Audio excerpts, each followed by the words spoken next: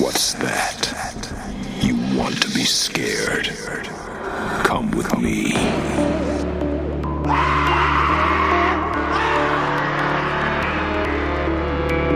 You will experience tales of horror, ghosts, and death. It is not recommended for the weak at heart.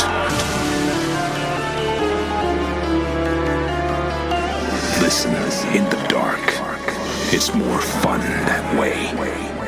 This is Weekly Spooky.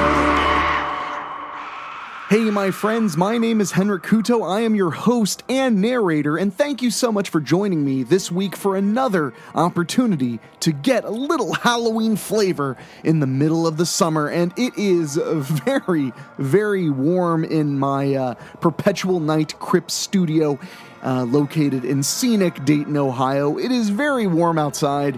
One of the greatest challenges of my week is turning off the air conditioning long enough to record these stories, but I do it for you because we all need something scary, and we can definitely all use a little escapism right about now. There's plenty going on in the world that I could talk about, but I don't feel like that's why you come here. You come here for the fear, you come here for the fun, you come here for the chills, for the spookies, as I used to call it as a kid. So that's what I'm going to bring, and I'm going to bring it in spades. And this week we have a brand new author and a brand new subgenre, because this week we are going sci-fi.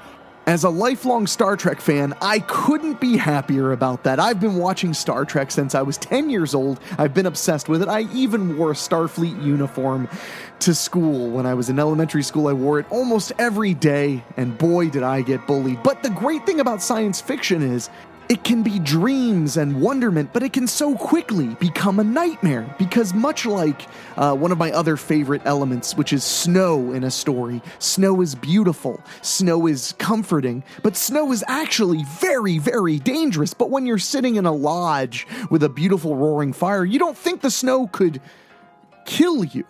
And when you're in the warm, soothing corridors of a starship, you don't realize that you're floating around an endless void that does not appreciate life.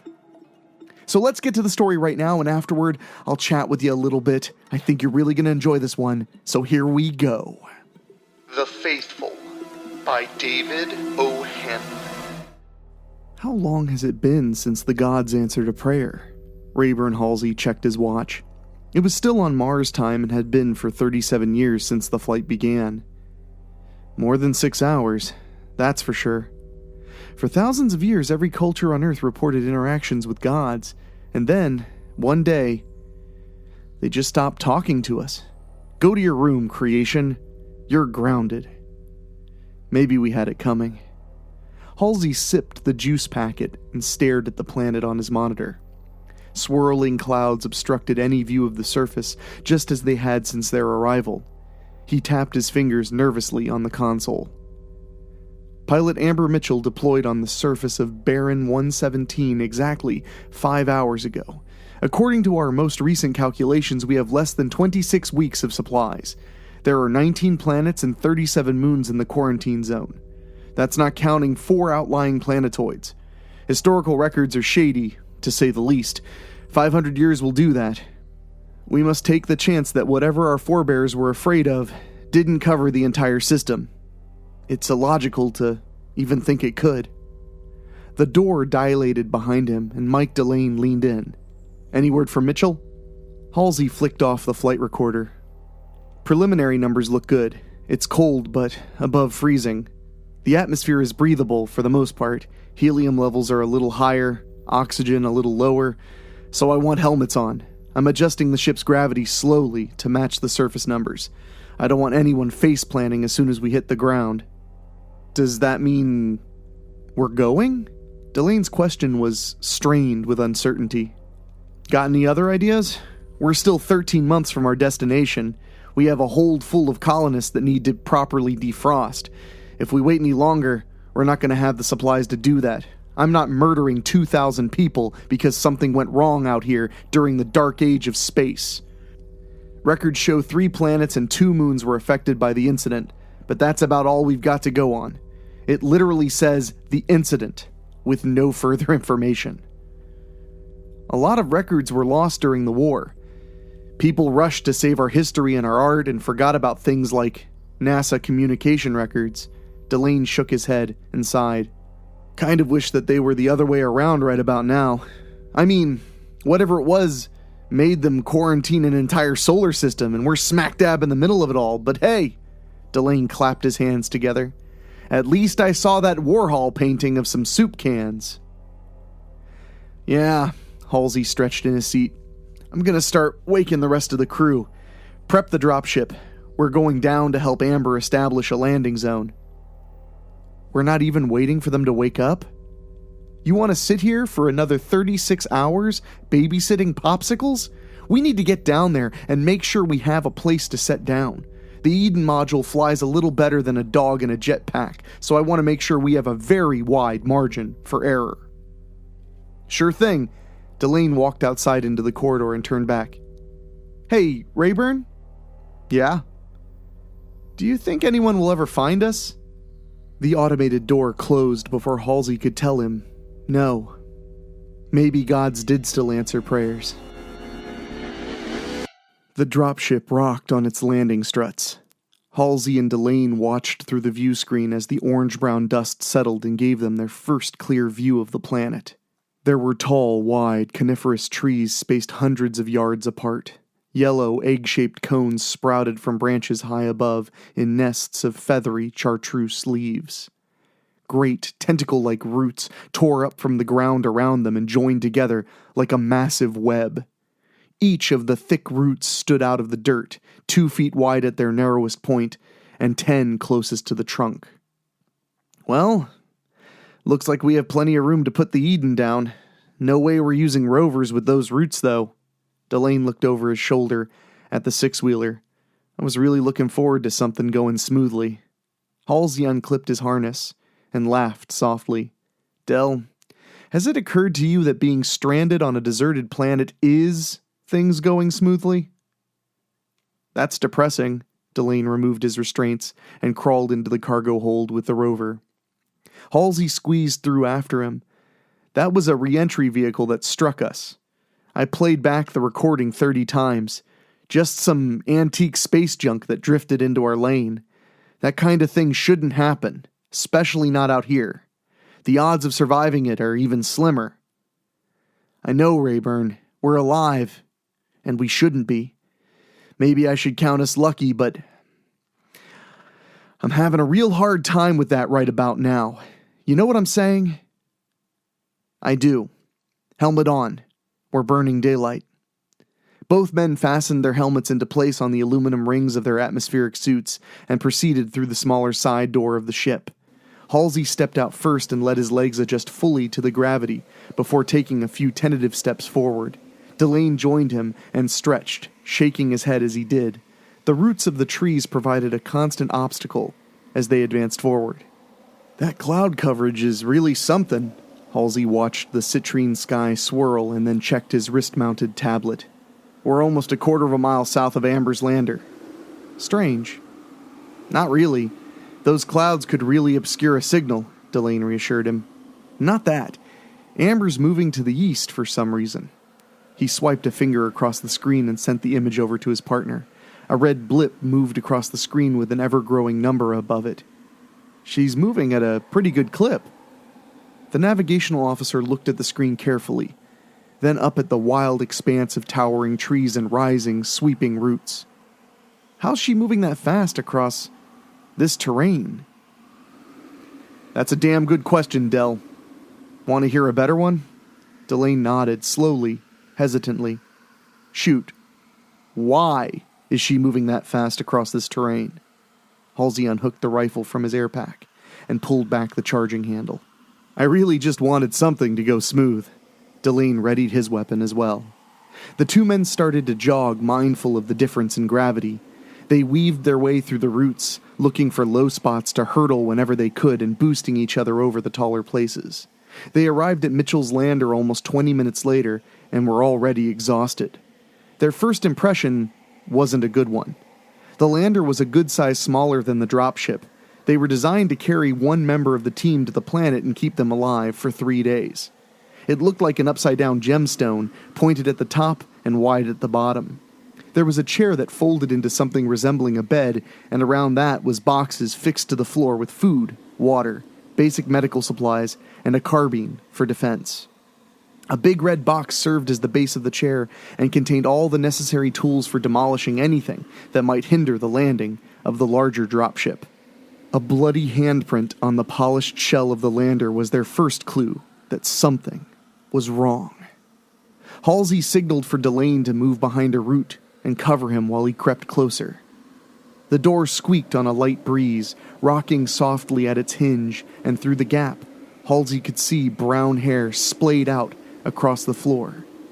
His stomach twisted in knots as he eased the door open with the barrel of his weapon. The thing on the floor was not Amber Mitchell. In fact, despite the similar hair, it was not even potentially the same species. It had 2 arms and 2 legs, but it was hard to tell where the furs it wore ended and its body hair began. A shock of brunette covered its face, or what was left of it. A few teeth and a dislodged eye were the only recognizable features anymore. A bloodied wrench was tossed into the corner. Everything else seemed to be in order. "Del!" Delane popped out from his cover and sprinted to the lander. He looked inside and made an inarticulate squealing cough as a word failed to make it past his throat. "Yeah, that's what I thought." Halsey checked the tracking application again and saw the pilot had stopped moving a little over 3 miles to the east. "We're not alone on this planet. That thing," he jerked a thumb towards the corpse, "has friends. She left the water, carbine, and explosives. Amber's being chased. I'd stake my life on it." "I had my choice of assignments, and this is what I picked?" Delane waved for Halsey to follow him and walked gingerly up a route until its tallest point. "There's no way to run over all this. How is she moving that fast?" "Maybe she ditched her environmental gear." "Rayburn, we need to turn back." "Amber's in trouble." "No." Delane shook his head violently. "We're in trouble. There's no way to move through this mess, and when we do, we're going to be too far behind. Comms aren't working, and we're up against an indigenous force of unknown size and technology. We need to go back to the drop and rejoin the crew on the Wayfarer." "And Amber?" "We come back for her, in greater numbers." He put a hand on Halsey's shoulder. "I know what she means to you, but we don't have another option." Halsey walked eastward, shaking his head in disbelief. "We're not leaving one of ours to a bunch of savages." "It was wearing furs." "So what?" Delane hopped down from the root and worked his way towards his friend. "That means there's wildlife to consider too, plus these damn trees." "What about the trees? Why aren't there any leaves on the ground?" Delane waved a hand at the treetops. "Where are the birds or bugs or whatever the hell should be living in them?" Halsey stopped and looked around. Despite seemingly endless rows, there weren't any shed leaves. No sounds came from above either. He knelt next to the tangle of roots and examined them closely for the first time. He pushed against one with a shiny gloved finger. It gave slightly to his touch, almost like rubber or thick leather. He turned his head up to the cones above. They were ovals, but with flatter sides and rows of finger-thick hairs lining them on 4 sides. The hairs blew gently in the wind, and a small hole pulsated on the very bottom of each. One of the cones opened from the bottom. Then its neighbors did the same. They seemed to swell and deflate, over and over. Each time they expanded, Halsey could see the masses of gelatinous orbs clinging inside the hard shells. There was a slight crackling as each one of the cones opened, and then a chorus of them followed as the surrounding trees repeated the process. Halsey stood and backed away from the tree slowly. "Del?" "Yes?" "I think we should start running." Halsey sprinted as fast as he could. He clambered over tall roots and hurdled the short ones in a desperate attempt to outrun a feeling. He couldn't explain it, and he wasn't about to waste time trying to either. There was something wrong. Down to the very basic core of his understanding, something was just wrong, and he wanted away from it. He didn't even realize he dropped his rifle until he heard the scream behind him. Halsey slid to a stop and braced his hands on his knees. He dared himself to look over his shoulder, and when that didn't work, He stood upright and closed his eyes as tight as he could. He pictured the worst possible thing he could imagine and spun on his heel. He decided to count to 10 before opening his eyes, and on the second attempt, that worked. Only, there was no horror. There was also no Delane. A rifle lay on the earth, and then a boot joined it with a dramatic plummet from somewhere above. He turned to run, and then everything spun wildly. His stomach lurched and everything distorted. The sudden jostling threatened to purge his stomach, and he reached for the helmet latches. Before he could flip them, something smashed against his head. The helmet spread the impact out, and a second blow turned off the lights. Rayburn Halsey awoke without his environmental suit, or anything else covering him. Goosebumps prickled across his naked body, as much from fear as from the frigid air. He stared up at the sky, but the ever-present clouds prevented any stars from shining through their burnt yellow fog. He could feel the dead earth rubbing against his bare back, but oddly didn't feel any sort of restraints holding him in place. A bizarre sound emanated around him like music, if only in its simplest form. Rattling, whistling, and something like bamboo wood chimes. He swallowed hard and forced his head to the left, where he found Delane. The navigational officer was equally naked and sobbing softly. Halsey rolled away from him, turning over to see Amber on the right. His hands clamped over his face as he screamed into his palms. Halsey curled up into a fetal position, hyperventilating. The team's pilot had been opened up and emptied. Her lifeless face was turned towards Halsey, and her organs were laid out across a decorative animal hide. Bowls made from stone, or possibly bone, held smoldering balls of herbs that sent lazy smoke trails into the night sky. Someone walked past Halsey, and he forced himself to look. It was one of the creatures that Amber killed in the lander. It pulled its long hair back out of its face and knelt beside Delane. Halsey couldn't see its face clearly, but caught a glimpse of a hard, reflective exoskeleton. Pale, veiny hands reached out from a fur robe and stroked Delane's face. "Soon you will enter the spirit realm so that you may be reborn." Halsey sat upright and waited for the voice again. That thing spoke his language? It turned and walked closer, sliding the bug-like mask away from a bearded human face. The man prodded Halsey's forehead with his fingertip. "You came from the beyond, just as our ancestors did." "How?" Getting the word out was like regurgitating shards of glass. "How is this possible?" The roots of a nearby tree moved up and out of the soil, poking around until it found Amber's spleen and wrapped its delicate, spindly tip around the organ. A soft suckling sound resonated from it. "They're not trees." Halsey slided away from the man like a frightened crab. "Those aren't trees at all." The man smiled at him and signaled with his hands. 2 more people came from behind and seized his arms. Others moved around them and went to Delane, who screamed and squirmed as they stretched his legs and arms out and held him spread eagle. The man in charge pointed at Delane. "He is scared, and I appreciate that. Your female companion was as well, but this is the only way they can become a part of the world. Once they are consumed, we will consummate their joining with the divine ones. We bring them into the world as fruit is delivered from the vine." "This is insane. Please, you have to let me go." "I am sorry, you do not understand." The man smiled at him genuinely. "You will. When our people came from the beyond, they were lost here. They had no hope of survival, but were too scared to admit it. Their supplies dwindled until there was only enough for a few, so they took to killing one another to reduce the need, and it was then that they realized they were doomed, and so they prayed." The man held his hands into the sky, and the trees opened their cones above him. The leaves shuddered and a fog rose from the tops with a bugling roar. He smiled brightly and a single tear rolled down his cheek, getting lost in the tangles of his beard. He approached Halsey and stroked his face. "Our gods answered their prayers." Oh yes, spooky and in outer space, two great tastes that taste great together. I got some vibes of Ghosts of Mars, which is not a downside. I mean, it's not a detriment. I always enjoyed Ghost of Mars, but this one was a bit scarier. I love the idea of like a kind of tribalism, but on another world. And you know, like I said, we all could use some escapism, so what better than to go to another planet? So I hope you guys enjoyed that one as much as I did. I had a great time with it.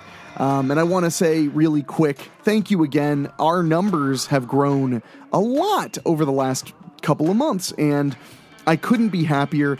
I'm kind of taken aback by it, to be honest. I'm so proud of the show. I'm so proud of the authors that I've worked with and gotten to work with. So proud of what me and my producer Dan Wilder have been able to pull off. And I also, of course, need to thank our podcast boosters on Patreon. We have so many Patreon backers that have been so kind and generous, but especially these folks: Kevin Fry, Jack Kerr, Karen Weemet, Jason Limberg, I am Mr. Cheeseball Jerry Roth, Craig Cohen, and Rob Fields. Thank you guys for really allowing us to keep the show going. It has been, a harrowing time. Not a lot of work coming in. For those who don't know, my day job is making movies, and right now it's kind of hard to do that when you can't get in, groups bigger than 10. But I've made do, and one of the reasons I've been able to make do is because of all of you wonderful folks supporting us and just listening, sharing, subscribing. That is as important as anything. So thank you so much for listening. I will be back here next Wednesday with yet another scary story. We are not stopping anytime soon, so you can count on us every week to deliver the scares. So until next time, for Dan Wilder, our producer, for myself, Henrik Kuto, and for our wonderful composer, Ray Mattis, I will catch you guys next time. Talk at you later. Thank you for listening. Make sure to find your way back next week. But for now, you're safe. Trust me.